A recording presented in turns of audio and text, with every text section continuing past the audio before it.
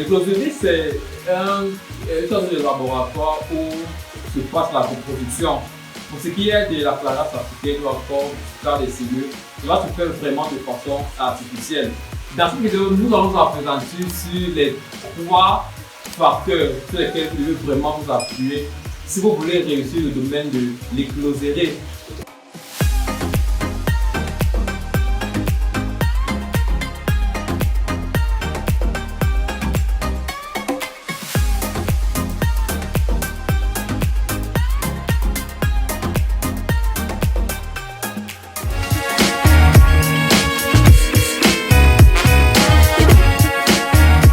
Alors, le premier facteur ici, c'est la source d'énergie. Parce qu'en écloserie, pour ce qui est du cas de la production des variables, on aura besoin de certains équipements, à savoir les lampes filtrantes autant pour moi, les thermoplongeurs, les aérateurs, etc. Et tous ces appareils-là sont des appareils qui fonctionnent dans l'énergie. Le thermoplongeur, par exemple, qui est l'appareil qui permettra de donner une température, de la maintenir à l'eau, devra être branché 24 heures sur 24. C'est-à-dire à l'instant où il y aura délestage dans ce qui concerne l'énergie, l'appareil va se taire et la température va chuter. Or, quand ils sont au stade de larmes, ils sont vraiment sensibles.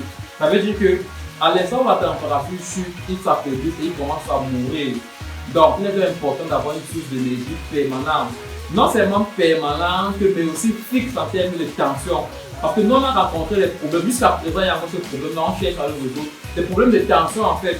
Parce qu'on a souvent l'impression qu'on a le pouvoir, qu'on a la qualité, jusqu'à ce qu'on décide de brancher des appareils qui consomment réellement.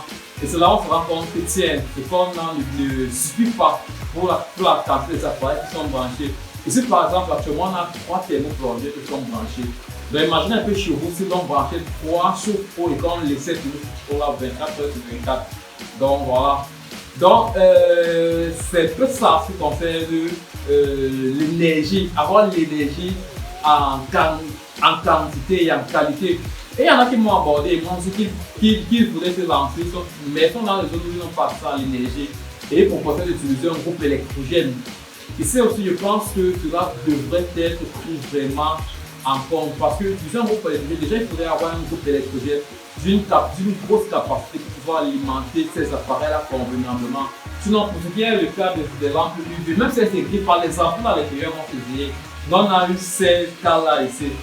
Donc, avant d'utiliser un groupe, il faut avoir déjà que le groupe que vous prenez pourra alimenter tous les appareils, mais aussi veiller à la consommation du groupe parce que généralement, c'est des facteurs qu'on ne prend pas en compte. Vraiment, quand on fait des business, on achète sur l'achat des géniteurs, de l'aliment, on oublie le facteur consommation. Sur ce site, par exemple, moi je payais pendant les 2 ans parce que moi j'ai une consommation d'en moyenne 3 000 à 5 000 par mois. Mais après l'entrée de cette écloserie ici, sur ce site, après le premier mois, ma facture est venue à 35 000. Donc vraiment, c'est les facteurs qu'on néglige. Donc vous prenez un groupe qui sera question aussi de veiller à la consommation du groupe. Et en partant du principe que les appareils devront être branchés 24 heures sur 24, au moins pendant 4 semaines, essayez de regarder la consommation de groupe là sur 4 semaines et estimer maintenant la production pour voir si vous serez réellement rentable. Parce que avant tout, c'est un business. Alors, sans plus tarder, je vais prendre le deuxième facteur indispensable à la réussite de l'activité en écloserie. Le deuxième facteur ici, c'est l'eau. Pourquoi l'eau? Parce que les poissons sont des êtres un peu différents de nous. C'est les êtres qui vivent dans l'eau entièrement, généralement dans des bassins ou des cubes. Ça veut dire que si vous avez une eau polluée, si vous avez une eau qui n'est pas de très bonne qualité, vous aurez tellement de problèmes. Nous, on l'a eu aussi. Et jusqu'à présent, on continue encore à combattre avec. Ils sont pas à pouvoir arriver au top. On a installé des filtres, etc. Parce qu'il est à noter que la plupart des pisciculteurs s'installent en zone de marécage. Or, le marécage, c'est quoi? Le marécage, c'est une zone où les eaux stagnent généralement. Or, ces eaux qui stagnent là proviennent généralement des zones qui sont situées en altitude. Ça veut dire que généralement, c'est des eaux qui ont circulé, c'est des toilettes, c'est des fosses septiques, c'est toutes ces eaux qui se retrouvent en zone de marécage avec toutes sortes de pollution. Et maintenant, le pisciculteur, lui, il décide de prendre cette eau-là pour élever son poisson. Un poisson de table, qui est du cas dessus, il pourrait ne pas avoir de problème. Sauf qu'en écloserie, il aura tellement de problèmes. Et à ce qui concerne les larves, généralement, comme on dit souvent, quand tu as perdu le moment, les larves vont blanchir. Tu comprends que ça a cuit. Donc, vraiment, lorsqu'on voulait faire l'enfant d'écloserie, il faudrait prendre le paramètre de l'eau en compte, se rassurer, si possible, éviter les maritages.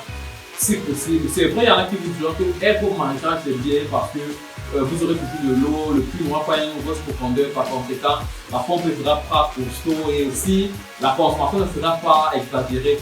Mais il y a ce facteur de l'eau là qui est vraiment indispensable. Dans la question de l'eau, il faudrait avoir non seulement en qualité, mais aussi en quantité. Non, on a eu des situations ici où un amateur m'appelle, on me dit que mon château d'eau s'est effondré.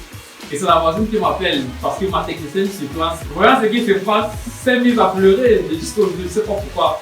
Donc il y a des situations où tu arrives, tu te dis que ton château d'eau s'est effondré dans la nuit. Or, on doit redonner l'eau des larmes le matin et tout. Donc c'est des petites choses qu'on généralement quand on néglige le lancement, on se dit bon, on va commencer d'abord comme ça, après on va améliorer, etc. Et après ça nous rattrape. Pourquoi le château d'eau? Parce que généralement, l'eau qui sort d'un puits contient beaucoup de particules. Donc le stocker d'abord dans le château permet à ce que l'eau là puisse se reposer avant que vous l'utilisez. Donc c'est aussi ça. Et aussi pour stocker de l'eau, pour être sûr que bon, les 2, 3 jours, vous pourrez avoir mon eau. Parce qu'imagine que vous passez le système en direct. Et qu'au moment où vous videz vos bacs, vous voulez renouveler, vous vous rendez compte qu'on a coupé l'énergie. Et que le groupe, comme d'habitude, le groupe là ne dépend pas. Vous là, vous vont mourir. Donc il est indispensable. Donc comme je disais, l'énergie en première clé, l'eau en deuxième facteur. Le troisième facteur à prendre en compte dans la réussite de l'activité en écloserie, ici c'est deux choses en même temps, c'est les géniteurs et l'alimentation. Pourquoi les géniteurs? Les géniteurs constituent le pilier de base après l'eau et l'énergie. Enfin, l'écloserie, quand il y a l'eau, il y a l'énergie, il y a la production. Maintenant, après ça, le pilier de base, c'est les géniteurs. Pourquoi les géniteurs? Imaginez-vous, nous on a les personnes qui nous ont contactés. À notre médecin, j'ai acheté des femelles. Mes femelles portaient les œufs. Sauf que au moment où j'ai extrait mes œufs, qu'il me fallait quelque chose de mal pour féconder, j'ai ouvert mes mâles et je me suis rendu compte qu'il n'y avait pas de testicule à maturité.